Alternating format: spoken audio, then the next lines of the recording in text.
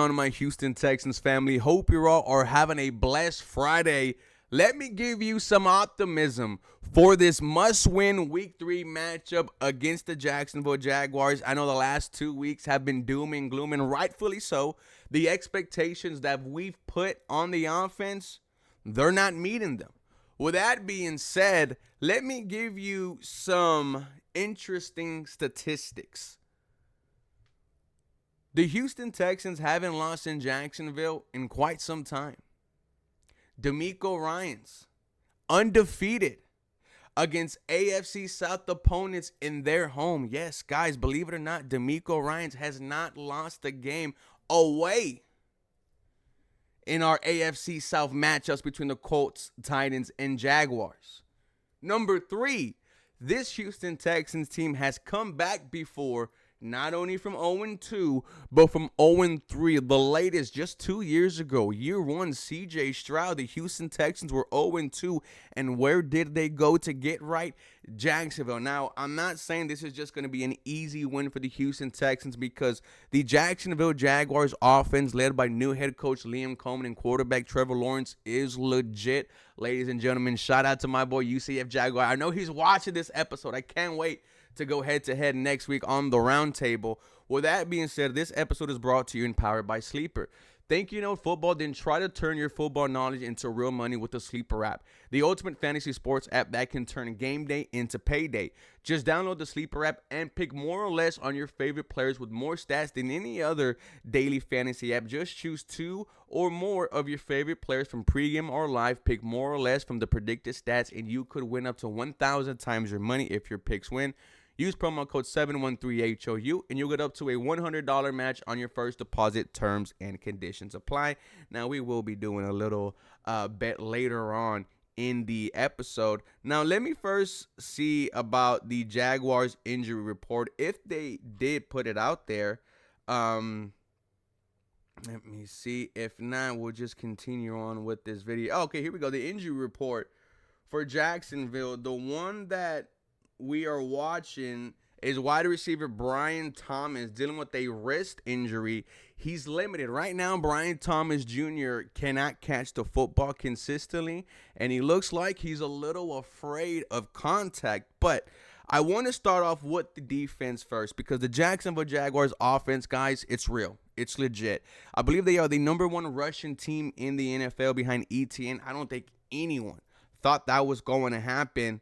So it is something that the Houston Texans need to keep an eye on. Yeah, and I have the stat here. 339 rushing yards from Jacksonville. So Liam Cohen has gotten their offense right. Wish I could say the same about ROC Nick Caley. Neither here nor there. The Jacksonville Jaguars offense last week, they put up a lot of points against the Cincinnati Bengals. Now, we know that the Cincinnati Bengals defense is not very good. Last year, they were one of the worst historic defenses in the league. But the fact that they're able to put up points at will, and, you know, Trevor Lawrence putting up yards, putting up TDs, but 2 interceptions this week. I think threw 1 interception last week. So you can get the turnover, the occasional turnover from Trevor Lawrence, and that's something that the Houston Texans defense is going to need to take advantage of. So obviously your #1 priority, like I mentioned, is, you know, your rushing defense that I would say was good against Los Angeles. Took a huge step back against the Tampa Bay Buccaneers, where it looked like we just wanted to blow up the running back instead of getting fundamentally sound. I do expect those missed tackles to be cleaned up this week in Jacksonville. You know, there's also the Trevor Lawrence versus Azeez Al-Shaair moment that is going to happen. As we all know what happened last time they were in Jacksonville, and Azeez Al-Shaair, big hit. Big late hit on quarterback Trevor Lawrence. Azeez Al-Shaair, huge suspension by the NFL. You go to his Instagram, he put the Joker as his profile page. So he's looking ready to go into Jacksonville and make his presence felt. I think this is going to be a physical game between the Jacksonville Jaguars offense and the Houston Texans defense. And if it's that kind of matchup, then I give our edge to the defense. Will Anderson Jr., 10 pressures, 1 sack against the Tampa Bay Buccaneers. like I mentioned in the offseason, he is going to be my dark horse for Defensive Player of the Year, and Will Anderson Jr. has been playing like it. Danielle Hunter had 2 sacks last week against Tampa, but he's going to get started as well. I think this defense is angry. I think this defense is upset the way they're being perceived right now. I mean, C.J. Gardner-Johnson, he's upset. He said, I'm not used to this, and if I keep on hearing that from him, I'm going to start to get a little annoyed. I'm not going to lie to you guys. But this defense has an opportunity to bounce back. And, if they, I don't want to say shut down the Jacksonville Jaguars rushing attack, but if they limit them to under 100 yards, that's a win. You guys all know that I think to beat Jacksonville, you got to make T-Law beat you with his arm. Brian Thomas Jr. versus Derek Stingley, LSU versus LSU. I like my matchup there, especially with the injury on Brian Thomas Jr. I think he's dealing with the wrist. Now, they have a speedy guy in Parker Washington that I really do like. Kamari Lassiter is going to be back there. What is Travis Hunter going to do for Jacksonville? Because for the first 2 weeks, he's been non-existent and a disappointment on the offensive side. On the defensive side, he looks good out there. But on the offensive side, I don't think it's not what they thought they were going to get, right? He was the Biletnikoff winner, ladies and gentlemen. Heisman winner. Crazy. I think the Houston Texans defense is going to get turnovers. I think they're going to put quarterback Trevor Lawrence on his back. And I think this defense is going to once again keep you in this football game and give you opportunities to win this football game, which is where I go back and look at the Houston Texan offense, and I'm asking you guys, what are y'all going to do on Sunday? At this point, it's put up or shut up. You have another performance like this from the offense, you lose again from the offense, guys, it might be over. You see the confidence in the offense, and it's not there. C.J. Stroud, his body language, mopey. Yesterday in his conversation with the media, new offense coordinator Nick Caley didn't look good. Is this offense going to, I don't even want to say bounce back, but is this offense going to show what they can be under Nick Caley? Your offensive line, I think, played better in week 2 than it did in week 1 with the starting offensive line of Ariante Ursary at left tackle, Laken Tomlinson at left guard, Jared Patterson at center, Titus at right guard, Ed Ingram at right guard, and Titus at right tackle. Does Jake Andrews start at center? I don't know. It looks like he is practicing. This offensive line needs to give C.J. Stroud time to operate. This offensive line needs to create holes from Joe Mixon and Woody Marks, and I'll get to Woody Marks and those young guys in a second.